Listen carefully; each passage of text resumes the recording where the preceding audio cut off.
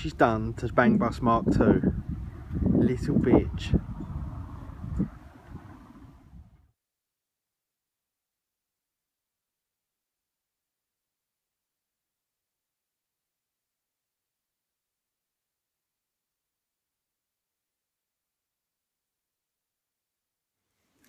So guys, how you all doing? Let me take them off because it's too geeky. Oh, I can't see. Yeah, how you all doing? I know it's been about a week since I did the last vlog. I seem to really struggle with time management between tech videos and vlog videos. I just find it difficult to do both for some reason. But anyway, I'm here now, and I think in the very first part of this video I recorded a little bit of Father's Day when we were around my dad's house. My dad's been a musician since he was really young, played in bands and stuff like that to support like us, his family and all that when he was younger, etc, etc. But anyway, that was just a little bit of background on that, and that was in his little home studio back at his house. So yeah, that was that. Anyway, the next clip I think you saw, because I can't remember if I videoed it, if I put it in, or anyway, was the fact that Brooke had covered my van in the Bang Bus Mark II in a whole bunch of toilet roll when I got home on Father's Day, which was very nice of her indeed, after I cellophaned her entire car. So I guess it is karma, a little bit of payback, but at least it wasn't my car, it was just the Bang Bus Mark II. Anyway, enough of that.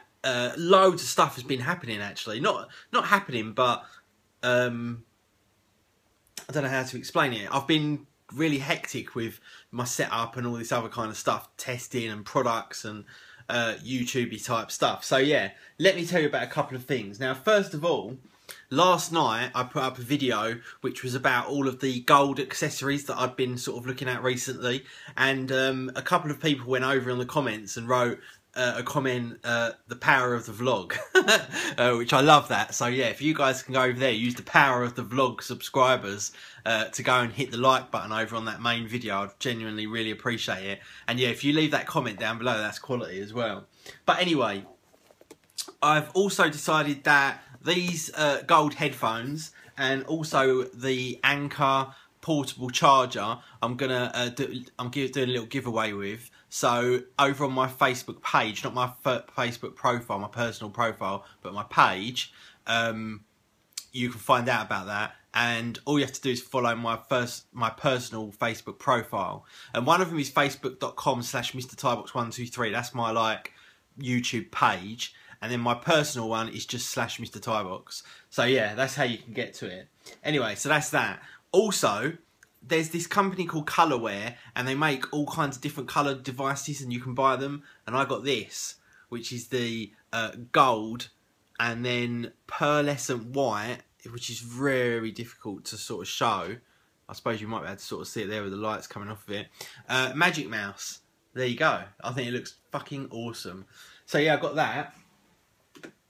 I know a lot of people don't like the Magic Mouse, which is obviously cool, but I love the Magic Mouse. I love the Magic Mouse. It works so well for me. It's so ergonomic. My wrist sits on the desk and I just gently slide my fingers over it and it just springs into life and works perfectly. So yeah, that's great. The thing that I've been testing recently that I love the most is this. This is from Oppo. Now this is actually two products, and I've put some stuff on Instagram about it. But first up, it's this. This is the HA2 headphone amplifier, and I'm not an audiophile, but where I was kind of brought up around music and stuff like that, obviously my dad was a musician and I played instruments and all that kind of stuff, I do like very high quality sound systems, and I never imagined that one of these little DAC amplifier things could be that noticeably better than just a very good set of headphones.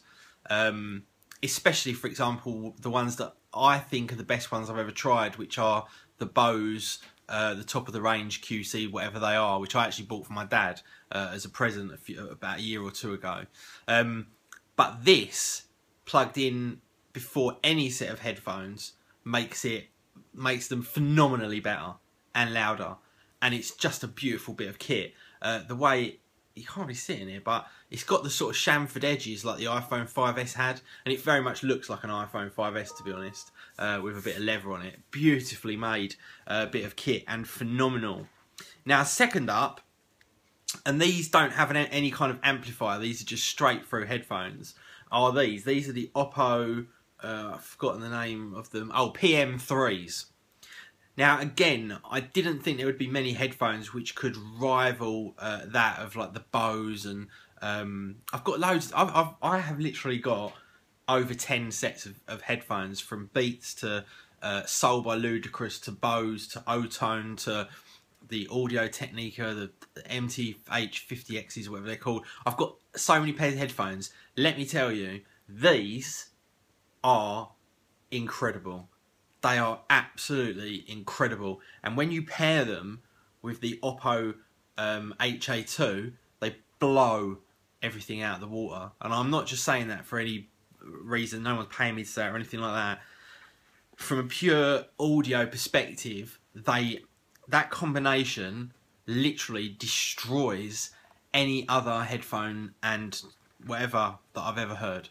And I've tried quite a few now as well. I've recently, in the past week, tried all of my headphones, my dad's headphones, I've tried in-ear headphones, I've tried everything. I've tried them with and without the DAC and the amp and all that kind of stuff, and none of them come close to that combination, which I think is absolutely phenomenal. I've been blown away by the sound quality of the combination of those two things. So that is very cool indeed. Now, a few other things as well in regards to the sort of my main sort of desk setup. I've changed a few things. Nothing big, they're just kind of subtle differences. But I don't know if I've ever told you this, but I literally had about 5 USB 3 drives hanging out the back of the Mac Pro. And USB doesn't really like it when you've got about 20 devices, which is what I've got. I've got so many devices, it's unbelievable. Anyway, I can't be bothered to start listing them, but there's a lot. You know, things like TV cards. I said I'm not going to bother listing them now. I do that all the time. TV cards, speakers, microphones, keyboard, mouse, USB that powers the microphone and the camera and stuff in the monitors. Honestly, I've got a lot of USB, a lot. Anyway, so I recently got sent this device called a CalDigit T4, which is a little aluminium box, really attractive little thing, looks like a little mini Power Mac, with 4 1TB drives in it. And I got this thing and I was expecting to try it, blah, blah, blah. It's Thunderbolt, and it's got 2 Thunderbolt ports, one in and one out, so you can daisy chain. But I didn't think that I could daisy chain the cinema displays, and indeed you can't daisy chain the cinema displays. But these top 3 have all got converters to Thunderbolt or mini DisplayPort, same thing. So I thought to myself, I'm going to try, because all 6 of my Thunderbolt ports on the Mac Pro are being used up. I've said this in a totally roundabout way. Let me start again. There's 6 ports on the Mac Pro. I'm using all 6 of them, which means that I can never use an additional Thunderbolt device because they're all used up. I know for a fact that if you try daisy chaining the cinema displays, it doesn't work. So what I thought was, I'm going to try, just out of curiosity, to see, will these top 3 monitors, one of them, work if I take a Thunderbolt out of the back of the Mac Pro, plug it into the CalDigit, and then have the daisy chain one coming out and going to the monitors. And in fact, I've got it on this middle one here, and surprise, surprise, it's sprung into life. So all of a sudden I'm like, fucking hell, I've got Thunderbolt local storage, which I really need. And that's the only reason I've never done it before, is because I've got no spare Thunderbolt ports. And I didn't think it would work, but it did. So what I did was, I went out and I got the 16TB CalDigit with 4 4TB drives in it, and I did a whole RAID 0 on it, which actually backs up to my Synology NAS, which has got about 28TB, I think, something like that. So I don't have to worry about that. I don't have to worry about resilience or redundancy. It's just pure for speed that I want. And yeah, and now it's all in there, and it's all under the desk, hidden away. No sound, no nothing. It's sitting at a nice temperature. And yeah, I've got this 16 terabytes of Thunderbolt storage, and it runs at about 650 megabytes per second, which is faster than a lot of SSDs. Not quite as fast as some SSDs, but faster than a lot of them, which is spectacular. Because I've been using all of my Final Cut stuff and all that up until recently on those little USB drives, 4 individual 4 terabyte drives, which was a nightmare. So now I've got ridiculously fast local access. Now, another thing, I don't know if anyone's ever tried it, but you can't store Apple libraries on a NAS-based device. It has to be a local device. You also can't do clustering in Final Cut Pro unless you've got a centrally accessible device that isn't NAS. It needs to be a SAN.